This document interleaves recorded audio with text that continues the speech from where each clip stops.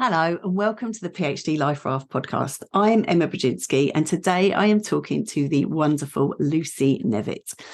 In this episode, we are talking about proofreading, what it is, why it's difficult to do it for yourself, how you can get help for that.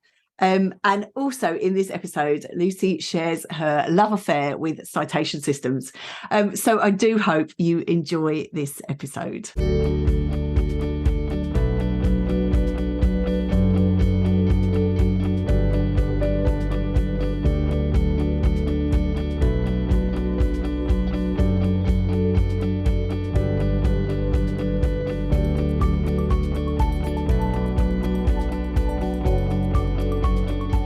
Hello, Lucy. Hello, Emma. Thank you for having me. You're so welcome. We were just saying, sure, we must have met each other before, but we can't really remember. So this is lovely to truly meet each other in a kind of way in which we will remember, I'm sure. Yes, that's right. It was years ago if we did. Yeah, because you were at Royal Holloway in the drama department, and so was I. So although it's quite a big department. It is, yes. So I am very excited that you are here to talk about proofreading because this is a big one. And we were just saying before we started recording that there are a lot of predatory proofreaders out there, and there's lots of, advertising online for people, to help you with your PhD, and people might be confused by that or might be vulnerable to people taking advantage of them. So I think it's so brilliant that we're going to address this and know what to look for and know how you can use it. It's going to be a good one. So we always start, though, before we get into that, we always start with asking people about their journey. So can you tell us a little bit about your own journey through the PhD and out the other side? Yes, well, as you said, I was at Royal Holloway. I did my PhD in drama. I did it full-time with funding, so I was very fortunate for 3 years. I had a lovely time for 3 years, and then in my writing up fourth year, the funding ran out. I got a full-time post and ran right up against the reality of working full-time as an academic and trying to finish a PhD, which was a bit of a shock. Yeah, blimey. But basically, yeah, I had a lovely time. I was living in London doing lots of reading, lots of research. I had a supervisor who I think really got me and got my way of working. And so, yeah, I think I was very lucky, actually, with my PhD experience. I love the good news stories because they are possible. Yes, possible. Yes. It's possible. And so then how did you get into, having been an academic, how did you get into kind of becoming a professional proofreader? Well, I think, funnily enough, I think my PhD probably was the start of that journey, although I didn't know it at the time, because when I did my PhD was when I fell in love with citation systems. And I think that... Just say that again. I love that. It's true, I love them. I love their elegance and their quiet efficiency. I think they're brilliant. I was working with a crazy range of sources in my PhD, and that sort of moment of realizing that there is a series of systems in place for communicating all of that information about where the reader can find those sources without interrupting the flow of my beautiful prose and their reading experience was just great. And from then on, I just loved them. But I didn't go straight to proofreading. I was an academic for 10 years. And then I sort of worked on the outskirts of academic publishing. I was the editorial administrator for a journal, which meant that I did a lot of work with editors and authors, but also with the people on the publishing side of things, and got to know academic publishing from that side. So then when I stopped doing that, proofreading just seemed to call to me a bit. It seemed like a sensible thing to go, and I really love it. I love that detail work, and I love the opportunity that you get to read all sorts of things that other people have written, and help them just get them ready to be read. And I find that tremendously exciting. I love that. This has got to be the quote of the season. Fell in love with citation seasons. I love it. I love it. Brilliant. So this is clearly your passion. Yes. This is what you're very good at. And as you say, you've experienced it from a range of perspectives. So as a writer, and you still are, working professionally as a writer, as an editor, and qualifying to be a proofreader and to do that professionally. So there may be some people at this point going, well, what is this? What is this proofreading thing? So can you tell us what that actually means? What does it mean to proofread something? Yeah, absolutely. And it's a big one, because it means one thing to publishers and a whole lot of other things to different people. Yes, it does. But basically, proofreading is what you have to do after you're convinced you've finished. So you've done your writing, you've done all of your rounds of edits, you are delighted, relieved, exhausted that you've finished the text, and then you have to proofread. So basically, proofreading is about checking every mark on every page and all the spaces in between the marks. It's about making sure that there are no errors, no inconsistencies, no ambiguities in the text, in the writing of the text and in the presentation of the text. So it's not just looking for typos. I think a lot of people, particularly at the beginning of their careers, think that they just have to do a quick run through to make sure that they haven't got any embarrassing typing errors. But actually, it's a whole lot more than that. You're looking at layout and formatting. You're looking at numbering systems, lists. You're checking that all your cross-references still work, all your links still work. You're looking at headings, hierarchies, capitalization, hyphenation, abbreviation, the list goes on. And then, of course, the things that most people think of when they think of proofreading, which is typos, grammar, spelling, punctuation, those sorts of things. And I love it because your business is called the Proof Detectives, and actually proofreading is quite forensic, isn't it, in terms of, like you just described, actually is this kind of minute detail, which I have to say, to me, it just fills me with horror. I can't when I go back, I don't want to read it anymore. And I just get sort of snowblind. So the idea, and I have been very blessed to work with some fantastic proofreaders who kind of go in and do that work. I think it's amazing. And I salute you, because there is no way on God's earth I could do that myself. So we've got this sort of forensic attention to detail, but how is that different then to editing? Because again, this sense of working through the material again, can you just sort of separate that out for us, explain the difference? Yeah, so editing is still about content and expression. So you're engaging with what the ideas are and how you communicate them to the audience, to the reader. And so when you edit, you are potentially changing quite big things or changing quite little things, but you're still engaging with those ideas. Proofreading, it's an editorial skill, but it's not editing. It's about really ensuring that your reader has the smoothest possible encounter with your text, so that there's nothing there to trip them up, nothing there to interrupt their engagement with the ideas. So I guess I like to think about it, if I can do an extended metaphor. Please do. If you think about your PhD or your piece of writing as an art exhibition, so you've got your ideas and your argument and everything, and that's your paintings and your sculpture and whatever, and you've curated it, you've got the structure, you've thought through it at paragraph and sentence level as well as at chapter level, and so you've curated that exhibition. And so it's ready for your audience and for the eminent art critics to come in and engage with your art.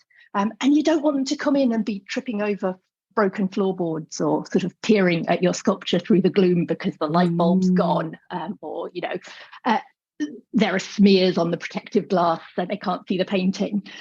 So that's really what proofreading is. I kind of see what I do as gallery maintenance rather than art curation. It's about making sure that your reader doesn't trip over things when they're reading. So your examiner's not going to fail you because you've occasionally used a hyphen instead of an en dash, unless you're doing a PhD on Emily Dickinson, in which case you should probably get that one nailed. But they are going to find, if there are repeated errors, that they're being tripped up, they're being distracted from your ideas. It gets irritating. It becomes something that stops them appreciating your art.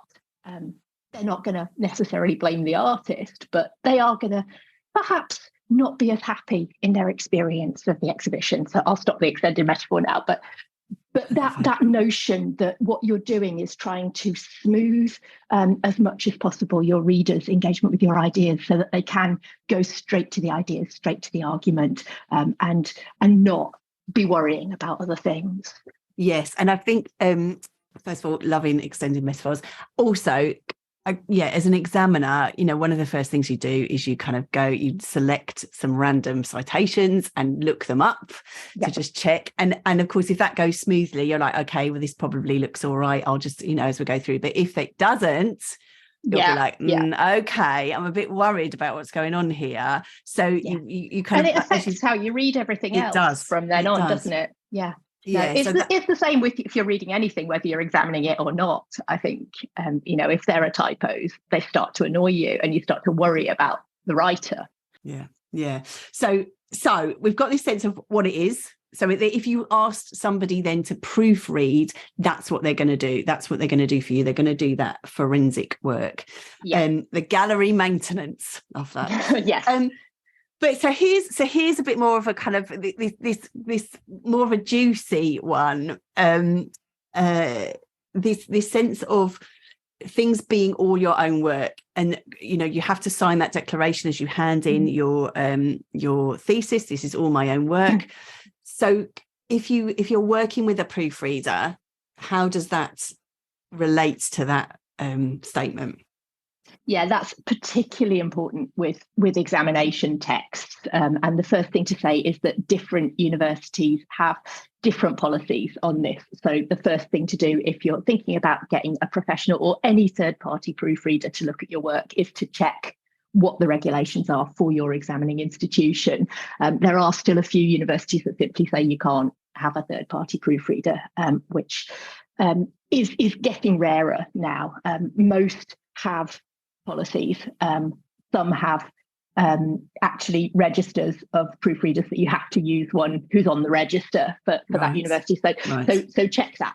That's the first thing. But basically, yes, it has to be all your own work, but that already hasn't stopped you talking to your supervisor about your work and getting input from your supervisor or your supervisory team. It wouldn't stop you using citation software to help smooth that process. So if the proofreader is working sort of at the level of not intervening in the ideas or the argument, so basically not intervening at the content level in any way, they're only dealing with surface errors, then they're not actually having an effect on the work that's being examined. Yes. So that's sort of the principle at the bottom line, that yes, it must be all your own work. You have to have done all the thinking, all the arguing, all the expressing of that argument yourself. But it's generally, in most cases, considered perfectly acceptable to have a third party, whether they're professional or a friend or colleague, go through and pick up those final errors, inconsistencies, ambiguities, and point them out to you. Generally, you're supposed to then fix them yourself rather than have them fixed for you, again, because of all your own work. It's less rigid once you get onto publishing outside the context of an examination. But for PhD theses, it is. The rules are quite tight, but a decent proofreader will know the rules. They will ask you to send them your institution's policy on proofreading, and they'll stick to that, and they'll know how to stick to that because they'll have been trained. Yes, and I think that coming back to what we started with, because I think the reason why universities are quite strict on that, and some even say who you've got to go to, is related to those predatory companies, isn't it? That actually they get, because you can get into dodgy territory, that they are, related to the kind of essay mill kind of people who end up writing then things for you, which of course is not appropriate. No, absolutely. And but what you're doing is very different and is recognised by universities as a service that is helping to enhance the work, checking the work, but not in a way that's affecting the content.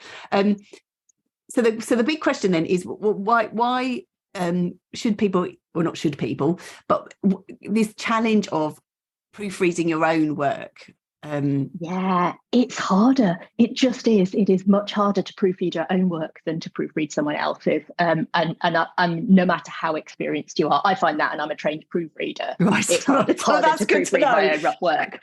And there's all sorts of reasons. And I suppose that the big one is that familiarity gets in the way, because you know what you're meant to write. And so that's what your brain gives you. So you don't necessarily spot the glitch there, because it's much harder. You know what you're expecting to see, and we so often we read what we expect to read, and it's very easy to miss things in that context. And I think also it's incredibly difficult not to edit if it's your own work. Discipline of simply treating the text as complete apart from the proofread, because you'll find something and you'll think of a more elegant way of phrasing it, and you'll just pop that in while you're going. And there's a lot of reasons why that's a problem. First of all, you can introduce a new error at that point, which you really don't want to do. But also you're in a different mindset. And if you have your proofreading hat on and you start editing, you might actually make quite bad writing decisions. Because you've not got your writing mind switched on. But that's very hard to do. It's really hard to keep just the one hat on when it's your own work. There's all sorts of reasons. Another, I think, is that you get into the completion mindset. So you're going, but what you've done, I'm done. I've finished this piece of work. And, at that point, you might be very tired. You might be a bit anxious. You might be pressed for time because you've been pushing other stuff aside in order to get finished. You're eager to get the project off your desk. And that might lead to you feeling reluctant to re-engage, or just having a real boredom response, like I just can't bear to read this again right now. And all of those things get in the way. So again, it's when it's your own work, when you know it that well, you've been working on it for that long, the proofread is just that much harder to do.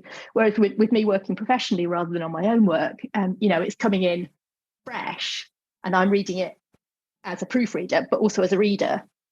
And it's my first time seeing it, and that makes it a lot easier for me to direct my focus. So if you are proofreading your own work, and we all have to do it sometimes, it's very worth bearing in mind those things that can get in the way. And if you're aware of them, it's perhaps easier to try and circumvent them a bit, and get yourself in the right frame of mind to do it. I love that. I got this sense of not multitasking, not editing and proofreading at the same time. So you end up then doing neither of them particularly well. Yeah, that's right. I think the other lovely thing about having someone proofread it is the kind of confidence in the work of, like, someone else has read it and it all looks good to them. Hooray. That's right. Confidence. So I think there is that kind of human thing as well, isn't it? Of kind of going, I'm going to give it to somebody else now. They're going to look at it and they're saying it's all right. Hooray, hooray, hooray. So much good stuff there. And so I'm aware of time. And so we were talking before we came on, and I said, and I always do a top tip. I always feel a bit embarrassed about asking people for top tips because it feels a bit reductive, but you said you love the top tips. So I'm all about top tips. There you go. I'm loving it. I'm going to have you back every week. So here's the question of, have you got a top tip for us then? I have 100 top tips. Amazing. I think the big one has to be give yourself more time than you think you'll need, whether you are doing it yourself or getting a professional proofreaders book jobs in advance. They have schedules, just as you have a schedule. So either way, when you're making your time plan, put in a big block of time for proofreading. And if you're having it professionally done, put in a block of time after that, because you're going to need to go through and make the changes. So there's that. So it's more time than you expect. It's not something you just do in a couple of evenings. So that's probably the big one. I love that. And things always take longer. And this sense of having that time to go through, like you say, actually proofreading is very detailed work, and you probably don't want to be doing, you want to probably do it a little bit at a time if you're doing it yourself, because you'll want to really pay attention and have your your sharpest attention. Absolutely. And I think absolutely take breaks, and have scheduled breaks, so you're going to have 10 minutes out of every hour or whatever it is you choose, and don't look at a screen or a page during that time. But also, as you're going, if you find yourself reading rather than proofreading, or starting to drift towards editing, stop, take a break straight away. So having that time. I got a sense of a bonus. I got a sense of a bonus tip there. Is there something else for us? Actually, don't try and do the entire proofread in one read through the text is the best tip I can give you. So make yourself a checklist and divide it into sort of maybe 3 passes through the text. And so you'll go through one looking at format and layout and indentations and lists, and then you'll go through again, and you'll be looking at the next block of things, numbering systems, cross references or whatever, and then you'll go through again, and you'll be drilling right down into the spelling and grammar, and don't be afraid to look things up. Get yourself a good English usage guide, get Fowler's or Swan, and get yourself a good dictionary. Your university library will probably have online access to dictionaries and style guides and stuff, but don't rely on Microsoft Word's spell and grammar check, but they can be good at telling you what you need to look up. Because I suppose the other thing about proofreading your own work is that if something's a genuine mistake, if it's there because you don't know what the right thing to do is, then you're not going to spot it on a proofread either. If you're not solid on apostrophes, then you're not necessarily going to spot when you've got one in the wrong place. So stop and look things up if you're not sure. And take several passes through. Don't try and do it all at the same time, because you'll miss things. Love it. I love that. I love that sense of what you're going to be proofreading for in that moment, so you can really focus your brain. Genius. Yeah. And you mentioned Fowler's and Swan. These are. Tell us what these are. They are English usage guides. So they're not the same as your style guide. So if you're using Chicago or MLA or APA or whatever you're using, that will give you an awful lot of information that's very useful about how you present your work. But the stuff about grammar and punctuation and things like that, just getting familiar with an English usage guide. So the 2 that I would recommend are Swan, Practical English Usage, or Fowler's Modern English Usage. Those are both UK English. Obviously US English, there are different ones, and your supervisor should be able to guide you in that direction. But getting a grammar guide basically is a good thing to do, so that you can look things up if you're not sure. Love that. And we can have links for that in the show notes if you want to follow that up. Lucy, you're a wonder. I love it. And I, as I say, I have absolute respect for the work that you do, because it is the attention to detail in a way that I cannot imagine. Thank you so much for being here. Thank you. We'll have all your details in the show notes too, so that people can find you and find out about what you do. Thank you so much for your time. Well, thank you for having me. It's been delightful. I love talking about this. People don't always let me. Amazing. And thank you all for listening.